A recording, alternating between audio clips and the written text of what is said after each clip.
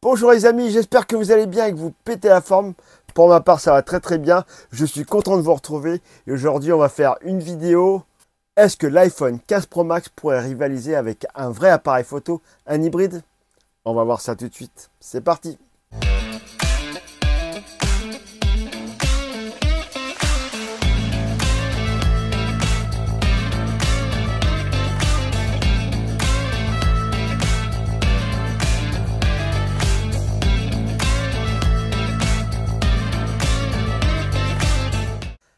Si vous me suivez depuis le début de ma chaîne, vous avez peut-être remarqué que je suis quand même pas mal passionné par la photographie et que j'ai déjà fait une vidéo est-ce qu'un téléphone pourrait remplacer un appareil photo? Ça, c'était à l'époque quand j'avais eu l'iPhone 13 Pro et ça avait remis un peu en cause mon utilisation appareil photo, zoom, trépied, etc., se prendre la tête, etc. J'ai un peu mis de côté. Pas beaucoup, mais j'avais mis un peu de côté l'appareil photo. Et l'iPhone 15 Pro Max, il y a quand même un niveau bien supérieur à l'iPhone 13 Pro. Et donc, et ben, ça remet encore plus en cause mon idée sur la photographie. Il faut vraiment un appareil photo. Et là, je veux le comparer justement à cet hybride. Est-ce que l'iPhone 15 Pro Max pourrait définitivement remplacer mon hybride? C'est la question que je me pose encore. Et donc pour ça, je suis parti en week-end et j'en ai profité pour faire des photos avec les deux appareils. Alors mon hybride, c'est un Fuji X-T4 qui est sorti il y a 4 ans à peu près. Il a un capteur de 26 millions de pixels APS-C qui est bien plus gros que l'iPhone. Par contre, l'iPhone a 48 millions de pixels. J'ai surtout envie de montrer les pour et les contre, qu'est-ce qui est le plus pratique ou le moins pratique. Et pourquoi l'iPhone et pourquoi le Fuji. Et voir un peu les couleurs, etc. Qui est mieux que l'autre. Petite précision, on va voir que la partie photo. Et pour ça, on va commencer par voir quelques photos sur Lightroom mobile. Et c'est parti. Donc, on va voir quelques petites photos. Des photos pour voir les comparer, même si c'est pas comparable. Hein. Le Fuji X-T4 et l'iPhone. On commence par cette photo. Alors, il n'y a pas de retouche. Hein. Je les ai même pas redressées, ni rien. C'est tel quel sorti de l'appareil photo. Et c'est pas la même focale. Donc il y en a qui sont plus près que d'autres, mais c'est parce que c'est pas la même focale. Donc. Et aussi, du coup, elles seront peut-être tordues et mal cadrées. Mais le principal, c'est de comparer le résultat. Alors là, c'est l'iPhone. Alors l'iPhone rajoute un peu de couleur pour donner un ton plus pierre. Et là, c'est le Fuji. Lui, il a essayé de garder le truc le plus naturel possible. Mais si on fait une petite retouche, on voit que déjà c'est beaucoup mieux. On peut même rajouter un peu de lumière et voilà, c'est beaucoup mieux. Mais les deux se valent. Fuji, iPhone. L'iPhone il s'en sort très très bien, hein. Même si le Fuji s'en sort bien. Je me suis pas trop pris la tête pour les réglages, donc c'est un peu sombre des fois. Mais il suffit de rectifier là et c'est bon. Et on est presque au même résultat. Mais encore une fois, les deux se valent et l'iPhone fait bien son travail. Dehors, là c'est l'iPhone, il s'en sort très bien. Et là, c'est là où on voit qu'il n'y a presque pas de différence. Hein. Voilà, Fuji, regardez les détails. Et là, l'iPhone, c'est presque mieux même. Là, pareil, Fuji. Et là, c'est l'iPhone. L'iPhone s'en sort très bien aussi. Les deux sont bien. Hein. C'est juste une histoire de couleur après. À la plage avec le Fuji. Et là avec l'iPhone. Je préfère presque l'iPhone. Franchement, les couleurs sont plus sympas. Et là le Fuji, il n'y a pas les petites personnes sur le coin. C'est un plus petit angle que le iPhone. L'iPhone a vraiment un très grand angle. Et encore, si je pouvais faire encore plus grand si je voulais. Donc, je préfère l'iPhone là, du coup. Là, pareil, là c'est l'iPhone. L'algorithme a très bien travaillé parce que lui, il a mis en valeur les nuages. Ça a donné un beau contraste aux nuages qui va aller avec tout le reste de la photo. Tandis que le Fuji, non. Il y a des réglages à faire, hein, mais il faut passer plus de temps, quoi. Voilà la différence entre l'appareil photo et un smartphone. Smartphone, c'est sans prise de tête. Donc maintenant, on va regarder les photos en basse lumière. Donc là, Bah, j'aime beaucoup les couleurs du Fuji, sauf que bon, j'ai fait à l'arrache, hein. Je l'avoue. J'aurais pas dû, mais il fallait un trépied, tout ça. Ah, il n'y a aucun trépied sur aucune des photos, hein. Donc l'iPhone m'a fait ça. Voilà. Donc il a fait un peu n'importe quoi, c'est trop surexposé. C'est bizarre, les couleurs aussi sont cheloues. Parce que maintenant, de nos jours, les appareils photo et les téléphones arrivent à obtenir des couleurs justes avec la balance des blancs. Il faut presque pas changer la balance des blancs souvent. Donc là, c'est mon petit chaton. Chaton, il a déjà 6-7 ans, mais je l'appelle comme ça. Là, c'est Fuji. Et là, c'est l'iPhone. Bah, l'iPhone a fait sa sauce, a rajouté de la lumière, mais c'est pas mal. Moi, je préfère la version de Fuji parce qu'elle est plus contrastée. Et même si on fait une petite retouche, il va pas faire beaucoup plus. Ah si. Bah, après, ça revient presque à l'iPhone, j'ai envie de dire. Mais non, je préfère quand même ces couleurs-là. Mais l'iPhone se défend bien, hein. C'est juste une histoire de goût, hein. Elle est bien la photo, hein. Sans aucune retouche. Je connais des amis qui se prennent pas la tête, hein. Ils font des photos en JPEG et ils envoient comme ça. Moi non, moi je peux pas, je suis obligé de faire un retouche, pour moi c'est indispensable. Donc voilà, bah, l'iPhone s'en sort bien, le Fuji aussi, c'est juste une histoire de goût en fait. Bah là c'est l'iPhone, bah, franchement il a bien bossé. Le Fuji lui, bah, il a fait un peu plus sombre, mais bon c'était à l'arrache aussi, hein. Mais c'est bien, hein. Si je fais une petite retouche, il va déboucher légèrement les ombres et regarde, ça donne pas mal. La balance des blancs elle est pas top, il faudrait mettre en auto. Donc voilà. Ah ouais, ça revient presque là. Mais là c'est pareil, si je fais un petit réglage, je mets auto, c'est bien aussi, hein. C'est juste une histoire de goût. Et après on peut toujours remettre un petit peu d'ombre, voilà, et on a presque la même photo, hein. Mais je préfère celle de Fuji là. Et celle-là, ça c'est l'iPhone, et il s'en sort très très bien, il n'y a aucune retouche, hein.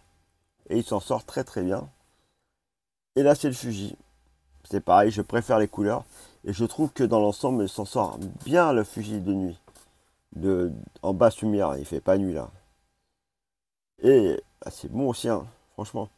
Encore une fois, les deux sont pas mal. Moi, j'ai tendance à préférer Fuji. Mais bon, l'iPhone fait aussi le taf. Largement. Une photo encore faite avec le Fuji. Franchement, les couleurs, elles sont top. Juste une petite retouche. On va voir si le... Voilà, une petite retouche. On rajoute un petit contraste. Et la photo, elle est top.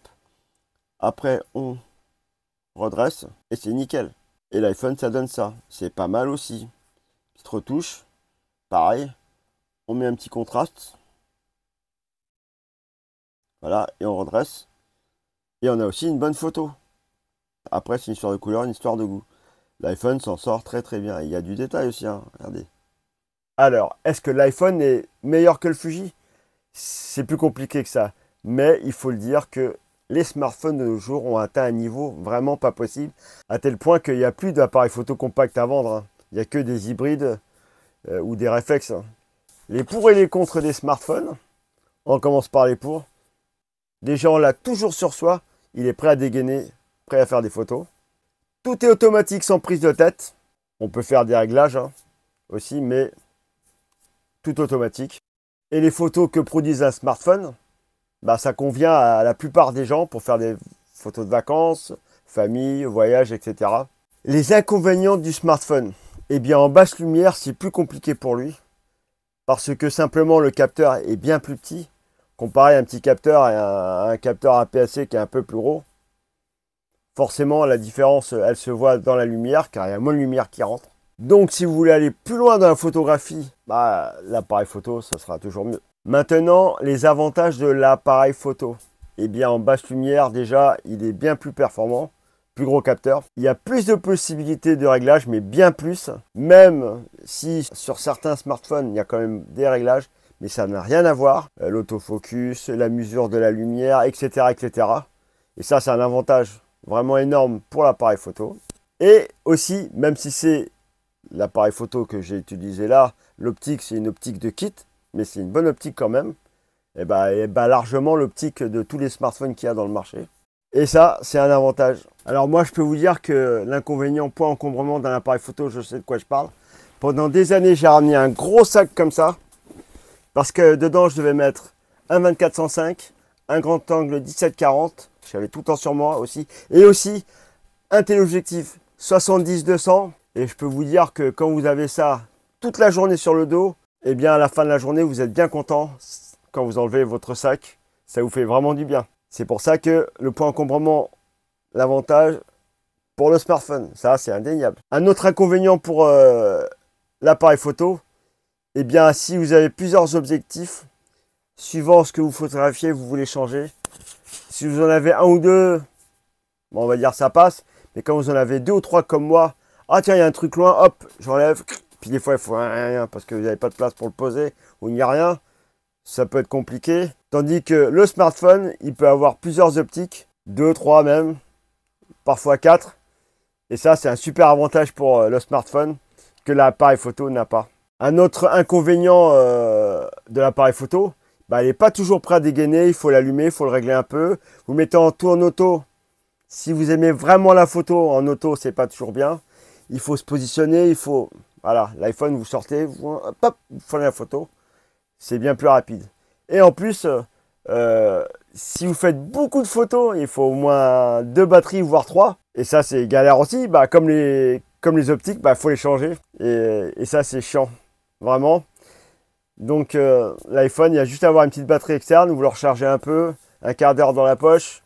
Si jamais vous avez qu'une seule batterie sur votre appareil photo et qu'elle est morte au milieu de la journée, bah, vous êtes foutu. Voilà. Comme conclusion, eh bien, au vu des photos, je pense que si j'aurais emmené que l'iPhone, ça m'aurait convenu. Ça m'aurait satisfait, juste pour garder des souvenirs. Dommage que l'algorithme rajoute un peu trop. Et encore là, c'était en RAW. Si c'est en JPEG, pour moi, je trouve que ça se voit encore pire.